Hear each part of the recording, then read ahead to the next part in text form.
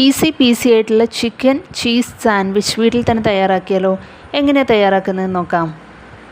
കഴുകി വൃത്തിയാക്കിയിരിക്കുന്ന ചിക്കൻ, അതിലേക്ക് ആവശ്യത്തിന് വെള്ളം ഒഴിക്കാം.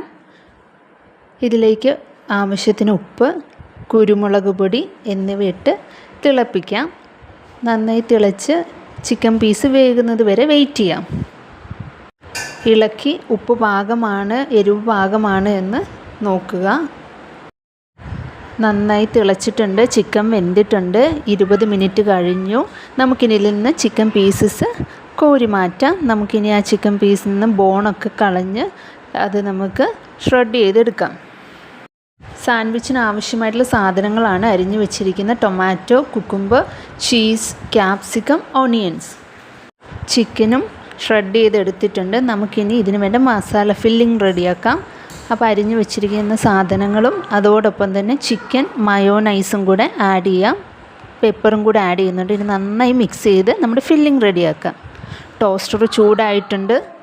ബ്രെഡിലേക്ക് ബട്ടർ ആഡ് ചെയ്തിട്ടുണ്ട്. നമുക്കിനി ടോസ്റ്റ് ചെയ്തെടുക്കാം.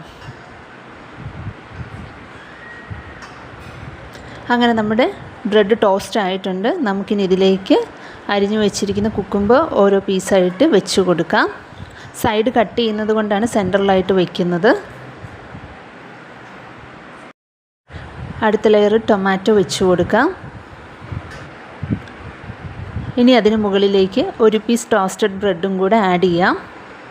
അടുത്ത ലെയറിനായി നമ്മൾ ഫില്ലിംഗ് റെഡിയാക്കി വെച്ചിട്ടുണ്ട്. അപ്പോൾ ആ ഫില്ലിംഗ് നമുക്ക് സെറ്റ് ചെയ്യാം. അതിൻ്റെ മുകളിൽ വീണ്ടും ഒരു ബ്രെഡ് പീസും കൂടെ സെറ്റ് ചെയ്യുന്നു. ഇനി അതിന് മുകളിലേക്കായിട്ട് ഒരു ബുൾസയും കൂടെ ആഡ് ചെയ്യുന്നുണ്ട്. ലാസ്റ്റായി ഒരു ചീസും കൂടെ. ലാസ്റ്റ് അതിലേക്ക് ബ്രെഡ് പീസ് ആഡ് ചെയ്തു. കട്ട് ചെയ്യുമ്പോൾ സിമ്പിൾ സാൻഡ്വിച്ച് റെഡിയായി. എല്ലാവരും ട്രൈ ചെയ്യുക. Like, share, comment, subscribe.